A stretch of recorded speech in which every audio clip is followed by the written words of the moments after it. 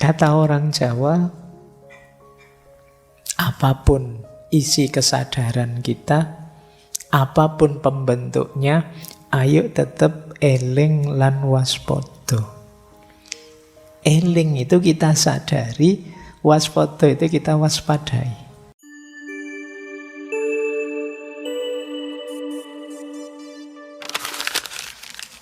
Assalamualaikum warahmatullahi wabarakatuh. Bismillahirrahmanirrahim. Alhamdulillahirabbil alamin. Wa bihi nasta'inu ala umurid dunya waddin. Allahumma sholli wa sallim wa barik ala habibina wa syafi'ina sayyidina wa maulana Muhammadin wa ala alihi wa ashabihi wa man tabi'ahum bi ihsanin ila yaumiddin. Amma ba'du. Bismillah, mari kita mulai lagi ya ngaji filsafat kita.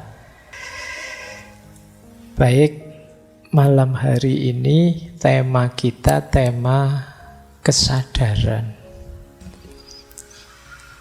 Meskipun saya yakin teman-teman malam hari ini kesini itu sadar kan? Atau ada yang tidak sadar? Tidak tahu Pak, saya kok tiba-tiba di sini padahal ya pinginnya apa gitu. Insya Allah semua sadar ya. Alhamdulillah malam hari ini bisa nyampe sini paling tidak secara medis sadar. Bukan orang yang koma, bukan orang yang pingsan. Nyampe sini berarti sudah sadar. Nah malam hari ini kita belajar sadar yang lebih berkualitas. Tidak sekedar sadar bahwa kita bangun, bahwa kita sehat. Mungkin ya sehat sangat penting. Tapi kita coba menggali kesadaran yang lebih dalam. Saya awali dari definisi. Ada banyak definisi kalau teman-teman buka buku. Tapi secara umum menurut saya yang disebut sadar itu kita paham tentang diri kita dan lingkungan kita. Kita mengenali diri kita dan lingkungan kita. Ini berarti sadar. Kalau kita tidak kenal diri kita, tidak ngerti lingkungan sekeliling kita, ya kita disebutnya tidak sadar. Jadi yang paling awal justru paling berat itu mengenali diri. Menyadari siapa aku, mengapa aku seperti ini, mengapa aku di sini, itu bagian dari kesadaran.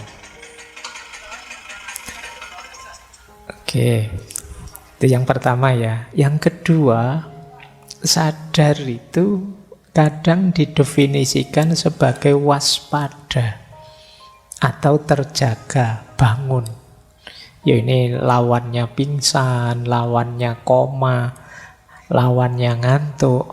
Mungkin ada yang bilang kalau ngantuk itu setengah sadar, Pak. Setengah sadar, setengah enggak. Ya, bisa saja begitu, tapi intinya sadar itu waspada dan terjaga. Nah, misalnya teman-teman tidak waspada, di depannya ada minuman misalnya, terus ketendang. Nah, ketendang itu kan berarti dalam kondisi tidak sadar. Terus gelasnya kesampluk misalnya. Nah, itu kan berarti tidak waspada, meskipun bangun sih, tidak cuma karena kurang waspada. Nah, ini juga disebut tidak sadar. Makanya kalian kan menceritakan pada teman, mohon maaf saya tidak sadar. Saya tidak sengaja, terus gelasnya kesenggol. Terus jatuh. Nah, ya meskipun istilah yang kedua ini kan sering kita pakai jadi modus. Kalau kita salah, kalau kita keliru, kalau kita khilaf apa, terus alasannya tidak sadar. Mohon maaf ya Pak, saya niatnya puasa lu, tidak sadar kok tiba-tiba di dalam warung kayak gini ya misalnya. Itu Kamu kan pakai alasan itu, gayamu biar orang tidak menyalahkan kamu.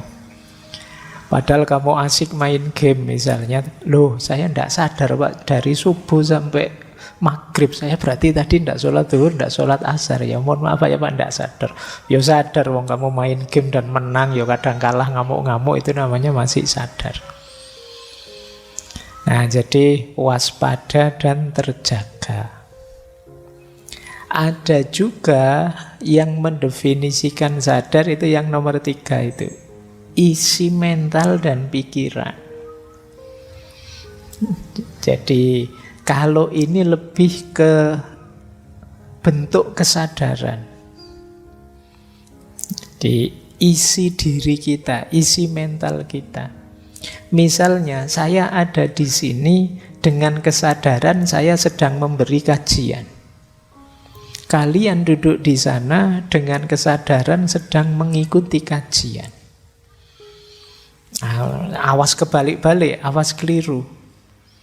Jadi isi mental dan isi pikiran. Termasuk kalau kalian sering saya orang Indonesia loh, saya Muslim loh, saya masih muda loh, saya mahasiswa loh. Ini kan isi kesadarannya. Jadi kalau orang menyatakan kesadaran itu ada kalanya isinya ini. Kalau dibahas yang ketiga ini, tema kesadaran itu bisa luas sekali. Mungkin 90% materi ngaji filsafat itu ya kesadaran. Oke, ya, itu yang kadang-kadang kamu bangun, ya kamu sehat, ndak koma, ndak ngantuk. Kamu ya waspada, tapi orang memarahi kamu kok ndak sadar sih? Mbok yo yang sadar kita itu orang Indonesia, mbok yo yang sadar kita itu Islam, mbok yo yang sadar. Nah, kamu itu mahasiswa. Nah, ini yang nomor 3 ini. Jadi sekarang kita tahu ya, kalau ada orang ngomong kesadaran, coba dicek dia ada di mana.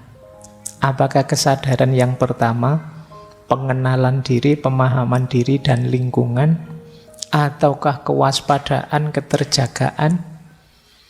Kalau ini mungkin banyak berhubungan dengan tadi ya, medis dan lain sebagainya. Yang ketiga, isinya. Isi mental dan pikiran. Baik, jadi ini dari sisi definisinya saja. Nah, sekarang mari kita lihat yang disebut sadar itu apa. Ada 3 jenis pengalaman yang disebut sadar. Yang pertama namanya phenomenal consciousness atau kesadaran fenomenal.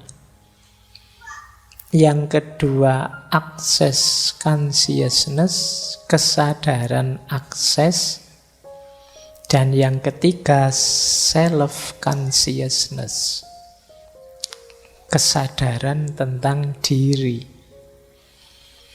Jadi yang pertama phenomenal consciousness, kesadaran fenomenal. Kesadaran fenomenal itu kita bisa merasakan pengalaman subjektif ketika kita berpikir, ketika kita merasakan sesuatu, ketika kita berhubungan dengan sesuatu. Ini namanya kesadaran fenomenal.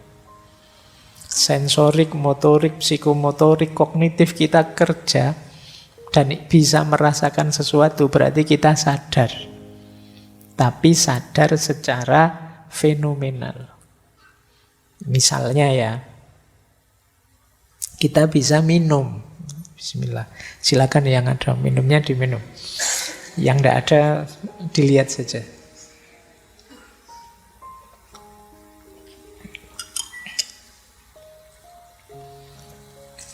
Nah, secara sensorik kita bisa merasakan, minumannya manis.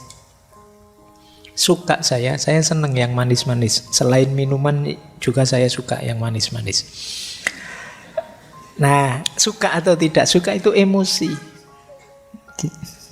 Jadi manis itu sensorik, suka atau tidak suka itu emosi. Kemudian pasti tadi diberi banyak gula, itu kan kesimpulan pikiran. Kita bisa seperti itu berarti kita sadar. Tapi kalau ditanya, Pak, tadi minum rasanya gimana, Pak? Lupa ya, kayak gimana ya tadi rasanya? Kok enggak ingat saya? Berarti enggak sadar. Nah, ini namanya kesadaran fenomenal. Jangan-jangan ini kelihatan simpel, tapi mungkin sebagian besar pengalaman kita mengalir begitu saja tanpa kita sadari. Ayo kalian tadi berangkat ke sini misalnya, ketemu berapa motor misalnya. Nggak lupa Pak, nggak ngitung saya Pak. Padahal dihitung bisa, tapi kalian kan nggak ngitung, biarkan lewat saja. Itu namanya tidak disadari. Ya, ketika kalian ke sini tadi sudah berapa orang di masjid, ya nggak ngitung Pak, pokoknya banyak gitu saja. Ini secara fenomenal kita tidak secara serius ingin menyadarinya. Meskipun ya sebenarnya masuk dalam sensasi kita, pikiran kita tidak membunyikannya. Jadi kalau ini kesadaran fenomenal, berhubungan banyak dengan rasa. Kalau kalian bertanya gimana sih rasanya, gimana sih sensasinya, nah ini phenomenal consciousness. Yang kedua, access consciousness, kesadaran akses. Kalau kesadaran akses itu kesadaran ketika kita tidak sekedar menyerap, tapi juga menganalisis, tapi juga merespon, tapi juga bereaksi tentang itu. Ini namanya kesadaran akses. Jadi pikiran, kata-kata, atau tindakan sebagai respon terhadap hasil serapan kita itu access consciousness. Berarti memang sadar. Nggak lewat jalan ini lagi, sering macet. Nah itu berarti tadi disadari, terus kalian bisa mengaksesnya, bisa meresponnya. Baik dengan pikiran maupun dengan tindakan, bahkan mungkin dengan kata-kata. Ada orang yang fenomenalnya bagus, tapi aksesnya tidak. Jadi dia tidak berdaya merespon, tidak berdaya, tidak bisa memikirkannya, menganalisisnya. Ini jenis kedua. Ada lagi yang ketiga, kalau ini balik lagi ke dalam membaca diri kita. Kesadaran diri itu, aku itu loh kok suka minuman yang manis ya. Padahal kata dokter tidak sehat loh. Terus kita berpikir tentang diri kita, itu namanya self-consciousness.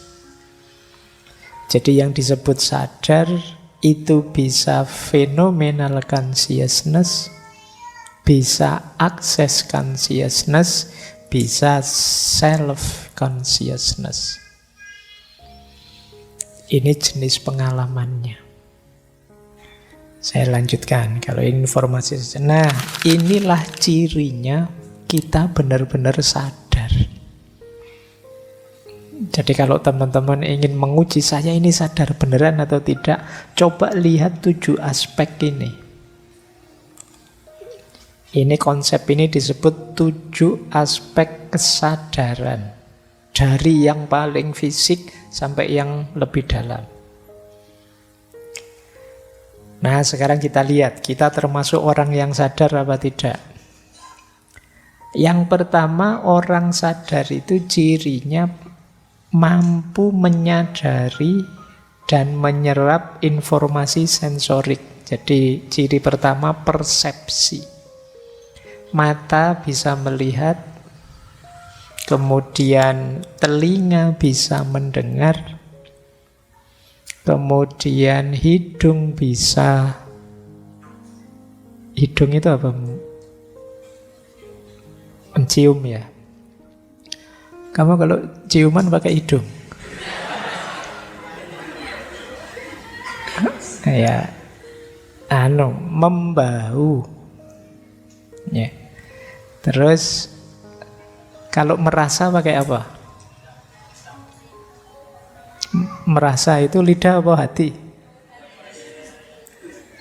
Iya. Kamu pelajaran panca indera masih belum lulus. Yuk belajar dalam-dalam.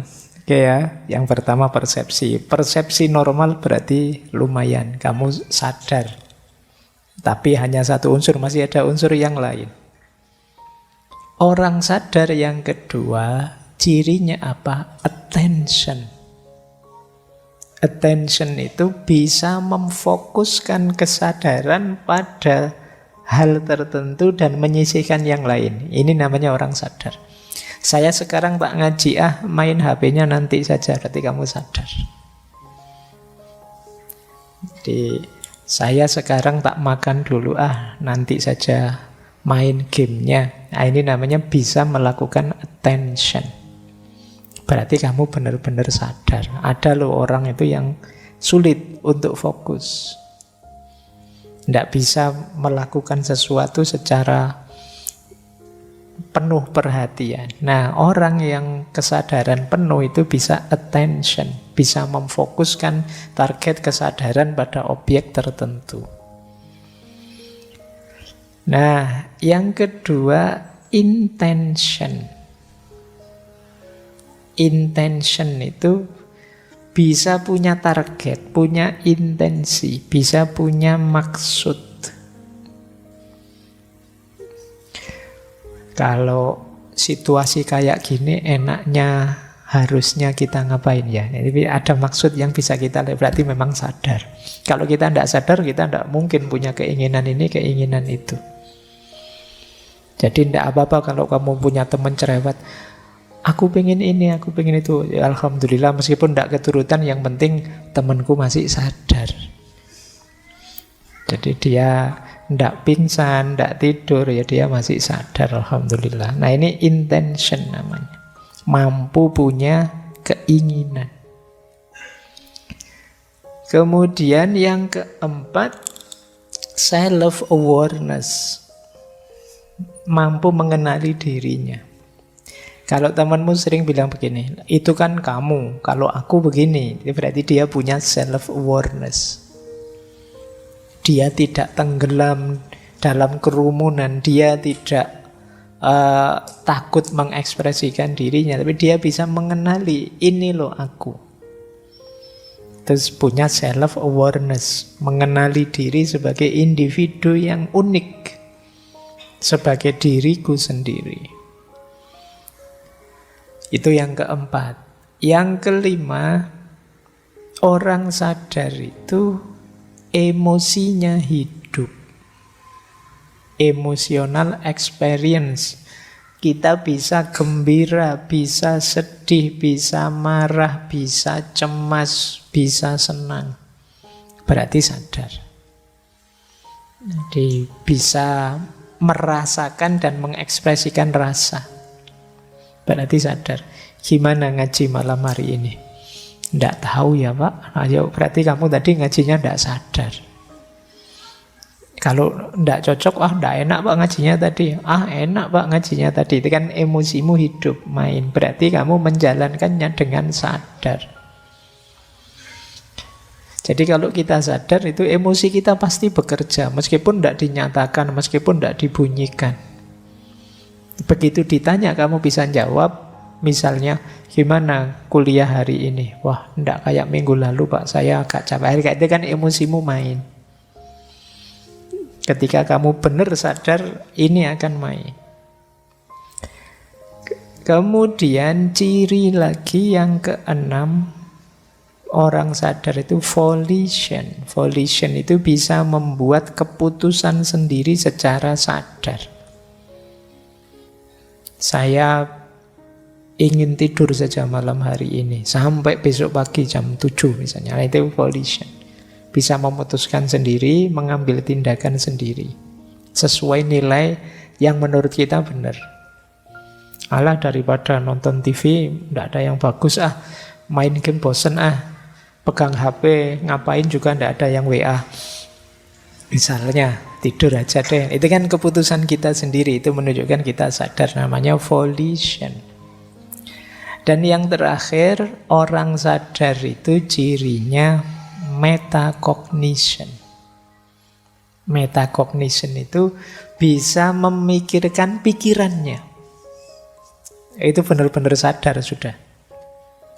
Aku tadi kok mikir yang aneh-aneh gitu ya. Itu kan yang memikirkan pikiran. Itu kamu sangat sadar itu berarti. Kok bisa-bisanya membayangkan yang aneh-aneh gitu ya tadi ya. Itu memikirkan pikiranmu sendiri. Ini namanya metacognition. Menunjukkan ya memang kita sadar sih.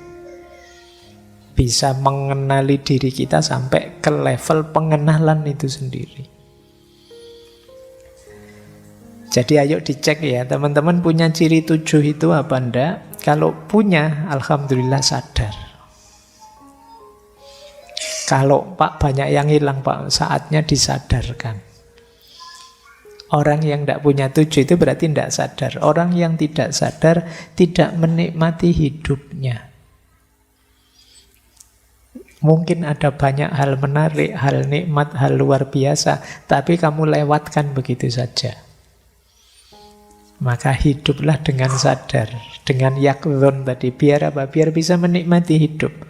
Apa sih Pak gunanya menikmati hidup? Biar kita bisa bersyukur. Nah, kuncinya kan nanti di situ. Baik, kita lanjutkan ya. Ini materinya agak panjang.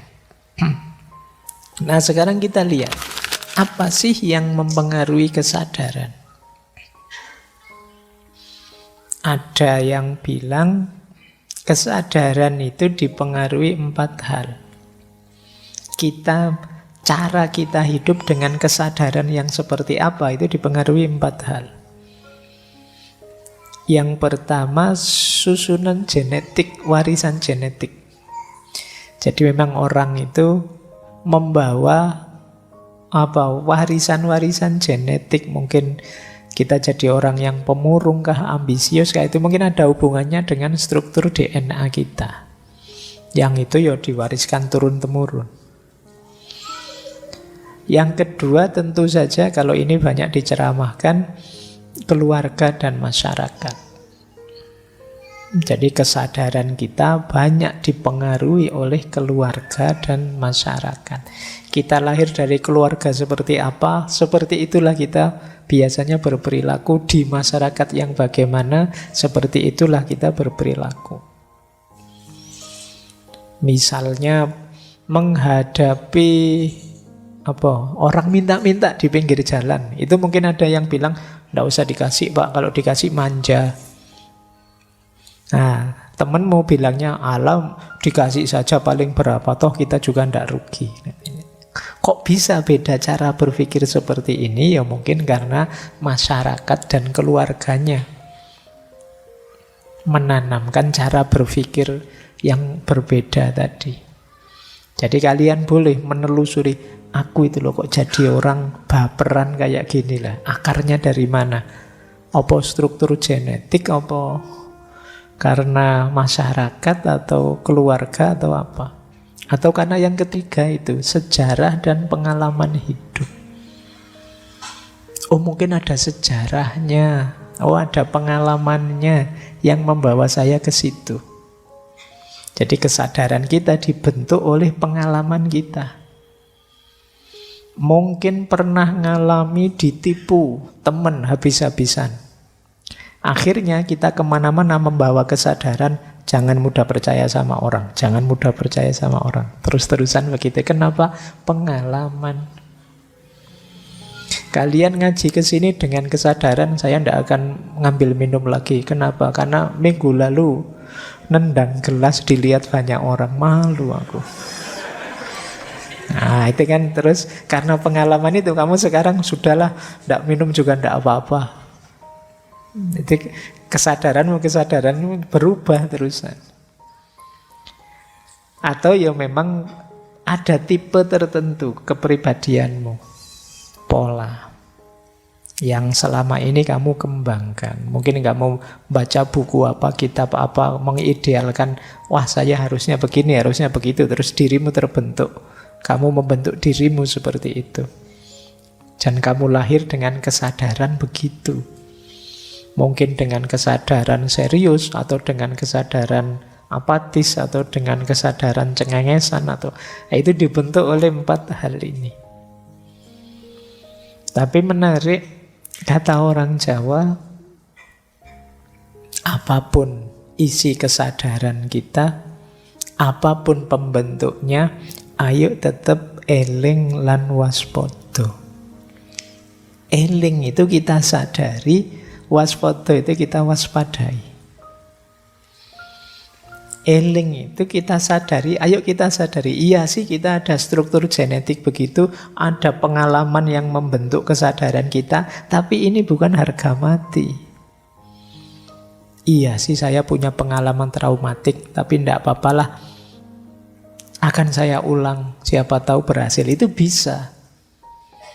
Jadi itu yang disebut waspada, hati-hati. Jangan menyerah saja ditelan oleh sejarah, menyerah saja ditelan oleh masyarakat, menyerah saja ditelan oleh struktur genetik kita. Kita bisa fight back. Lingkungan memang mempengaruhi, tapi kita juga bisa kok resisten terhadap pengaruh lingkungan. Wah, teman-teman saya itu Pak, sekarang HP-nya minimal 5 juta ke atas sudah mereka yang harganya. Sementara HP saya itu masih HP ya, yang kalau melihatnya sudah saya sendiri agak jijik-jijik gimana gitu. Nah gitu kan. Tapi tidak apa-apa saya pakai ini saja. Yang penting kan fungsinya, bukan mereknya, bukan harganya. Ini kamu bisa kok begitu. Itu yang dimaksud eling lan waspada. Jangan kehilangan kendali diri. Karena kalau kalian sama sekali ditelan oleh genetik, ditelan oleh masyarakat, keluarga, ditelan oleh sejarah, pengalaman, bahkan ditelan oleh tipe ideal kepribadianmu, ya namanya kamu tidak sadar. Kalau ingin benar sadar, boleh pengaruh itu masuk, ya tapi saya tentukan dulu, saya terima apa saya tolak. Jadi semuanya saya yang mengendalikan. Ini yang disebut orang sadar. Itu yang orang Jawa menyebutnya ya tetap eling lan waspada. Kita sadari, oh iya ini pengaruh dari masyarakatku. Tapi baik kok, enggak apa-apa, saya ambil saja, enggak masalah. Nah, ini namanya kita eling tapi tetap waspada. Tapi kalau ini enggak sesuai, ya sudah nanti saja dipending dulu. Saya enggak terima dulu. Nah, ini menunjukkan kita benar-benar sadar. Jadi kalau pengaruh 4 itu kita biarkan saja menelan diri kita, sebenarnya justru menunjukkan kita tidak sadar. Untuk menunjukkan bahwa kita sadar, ya kita tetap waspada dan eling. Ini saya ambil pakai istilah bahasa Jawa, tidak apa-apa ya, kalian akrab familiar dengan istilah ini. Kapan-kapan kita bahas panjang lebar istilah eling lan waspada ini, biar materi hari ini lebih mengarah. Baik ya, jadi ini yang mempengaruhi kesadaran kita. Yuk dilanjutkan. Ambil nafas sebentar. Kamu kenceng terus ini materinya. Ini sampai terakhir nanti ada bermacam-macam teori.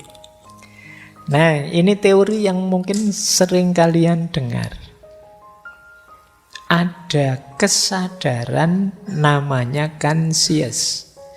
Ada bawah sadar namanya subconscious.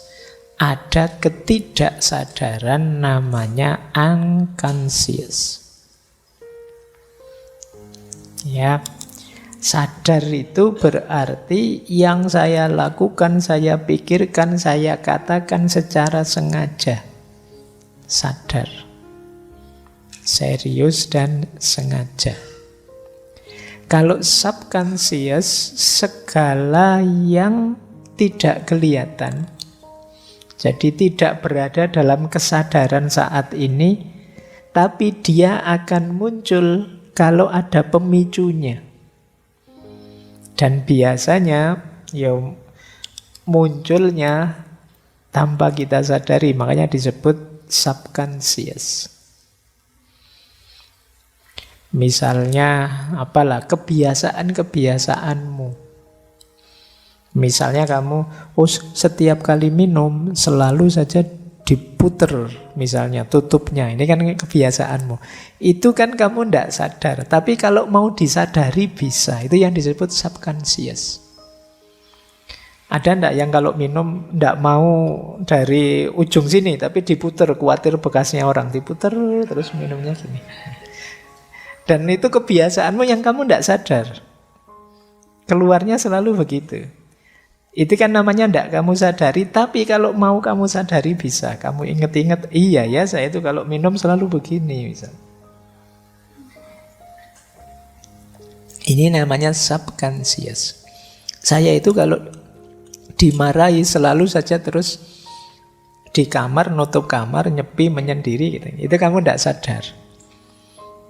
Begitu. Tapi kalau diinget-inget bisa. Ini namanya subconscious. Kalau conscious itu yang kelihatan tiap hari, pikiranmu, kata-katamu. Kebiasaan-kebiasaan rutin itu biasanya subconscious. Tiba-tiba tadi saya ngambil referensi, ini teori kesadaran yang lain ya. Namanya kesadaran religius. Kita semua kan orang beragama. Loh, kesadarannya orang beragama itu loh juga beda-beda ternyata. Saya jelaskan sekilas ya. Ada 7 jenis kesadaran religius. Yang pertama namanya kesadaran ritual. Kesadaran ritual itu orang beragama yang fokusnya hanya pada ritual ibadah. Kalau dalam Islam mungkin fokus pada sholat, fokus pada ngaji, fokus pada zakat, fokus pada tahajud, fokus pada puasa. Nah, ini kesadaran ritual namanya. Nanti ada orang yang kesadarannya virtu. Kita sebut saja kesadaran virtu ini kesadaran amal soleh. Dia lebih fokus kontribusiku apa untuk lingkungan sekelilingku. Aku bisa berbagi apa, bisa memberi apa, bisa infak sedekah apa, bisa menolong apa pada orang-orang sekelilingku. Nah, ini kesadaran religius jenis virtu.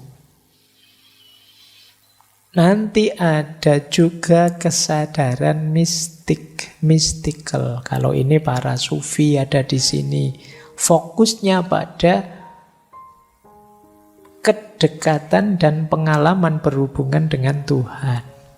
Ini kesadaran mistik. Gimana caranya aku tambah dekat dengan Tuhan, menghayati pengalaman bersama dengan Tuhan. Ini namanya kesadaran mistik.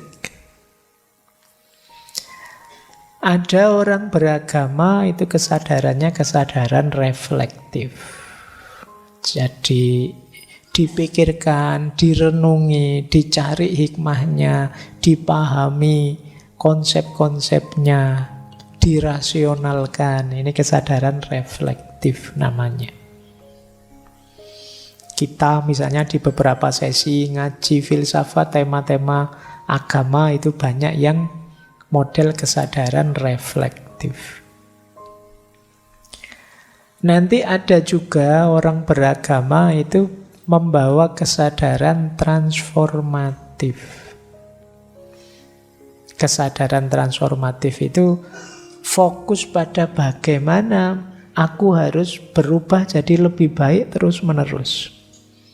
Jadi dia memperhatikan dirinya sendiri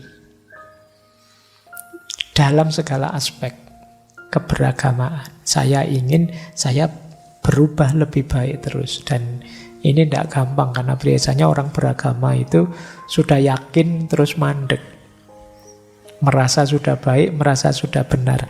Tapi ada orang beragama yang visinya transformatif. Aku ingin berubah terus, tapi berubah yang lebih baik, lebih baik. Ada juga orang beragama yang kesadarannya kesadaran konvensional. Kalau kesadaran konvensional itu kesadaran Kayak massa tadi. Ikut yang lain. Yang lain bagaimana? Kelompokku bagaimana? Aliranku bagaimana? Ini kesadaran konvensional namanya. Aku ini ada di grup mana? Kalau di grupku pikirannya bagaimana? Yang dijalankan apa? Ini beragama, kesadaran konvensional. Yang terakhir, ada orang beragama dengan kesadaran karisma. Kesadaran karisma itu kesadaran idola-idola. Ustadku, guruku, kiaiku, panutanku. Fokusnya ke situ pokoknya. Jadi kalau beliau-beliau menyuruh aku melakukan ini, ya aku lakukan. Kalau melarang itu, ya aku hindari. Cuma dia follow, mengikuti orang yang dianggap menguasai, orang yang punya karisma. Nah, ini 7 tipe kesadaran religius. Kalian ada di mana silahkan. Kalian lebih fokus pada ibadah, ritual, lebih fokus pada amal soleh, kebaikan bagi sesama, atau lebih fokus olah batin, penghayatan, atau lebih fokus olah akal, refleksi, atau fokus transformasi diri, atau fokus pada kelompok-kelompok agama yang kita ikuti, atau pada tokoh-tokoh yang kita ikuti. Nah, ini bahan refleksimu lagi-lagi. Dalam beragama kita di kesadaran yang mana? Sebenarnya nanti banyak. Dalam hidup sosial ada level kesadarannya. Nanti dalam pendidikan ada level kesadarannya. Dulu kita belajar Paulo Freire. Pendidikan itu ada level kesadaran magis, ada level kesadaran naif, ada level kesadaran kritis. Ini juga jenis kesadaran. Jadi dari sisi isi kesadaran itu luas sekali. Maka pastikan kita tetap sadar dan meningkatkan kesadaran kita. Terakhir, untuk menjaga atau memelihara kesadaran, ini tips praktis saja, biar kita senantiasa ada dalam wilayah sadar, entah di level kesadaran yang mana, yang penting tetap sadar, bukan tidak sadar. Yang pertama apa? Berpikir dan berefleksi, terus berpikir.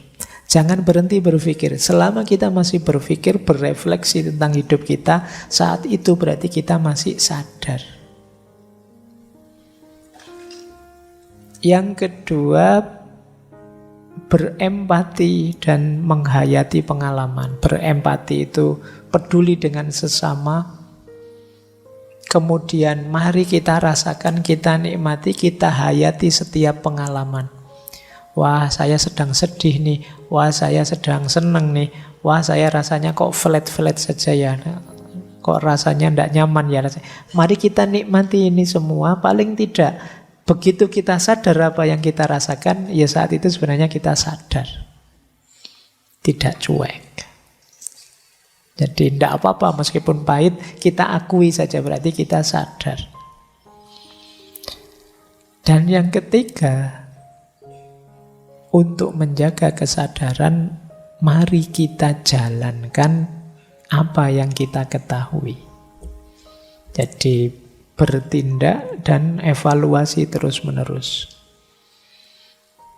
Saya tahu Pak, ini buruk, ini baik. Jalankan yang baik, tinggalkan yang buruk. Ayo kita terjemahkan, kita jalankan terus. Ini apa? Biar kita tetap dalam kondisi sadar. Jadi ini 3, ini semacam tips. Tetap berpikir, nikmati hidup, dan jalani hidup. Itu akan membuat kita tetap sadar. Baik, saya kira itu ya. Teman-teman, malam hari ini ada banyak konsep, banyak teori. Jangan kesusu ditelan semuanya. Pelan-pelan dikunyah, dicerna. Kalau ada yang cocok, monggo dipakai. Kalau ada yang tidak cocok, jangan malu-malu, kalau mau dimuntahkan saja. Tidak apa-apa. Tidak semua teori, tidak semua konsep itu relate, nyambung dengan hidup kita, dengan situasi kita masing-masing. Yang penting kita jaga diri kita agar tetap sadar. Kemudian kita berusaha meningkatkan level kesadaran dan kualitas kesadaran kita. Baik, saya kira itu untuk malam hari ini. Minggu depan satu lagi tema, yaitu untuk mengendalikan diri. Kendali diri saya masuk lewat pintu kesabaran. Jadi malam hari ini kita latihan sadar, minggu depan latihan sabar. Silahkan sabar menunggu minggu depan. Saya akhiri sekian, kurang lebihnya mohon maaf. Wallahul muwaffiq, wallahu a'lamu bissawab. Wassalamualaikum warahmatullahi wabarakatuh.